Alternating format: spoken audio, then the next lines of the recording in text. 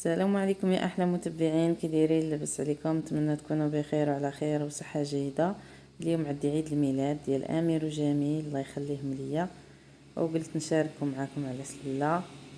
كنتمنى ينال الاعجاب ديالكم، وإلا عجبكم ما تبخلوش عليا باللايكات واشتراكات وسي كومونتيرات اللي يكونوا زوينين. هنا هذه هي البلاصه اللي غادي ندير فيها عيد الميلاد، قدام الدار. دايره الطبلات والكراسه وكل شيء. الطبلات راه قديناهم.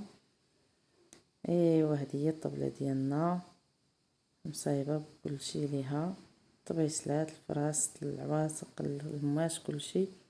البلاصه اللي غادي نجلسوا فيها، والطبلات الاخرين راه دايرهم غير احتياطات نحط فيهم اي حاجه.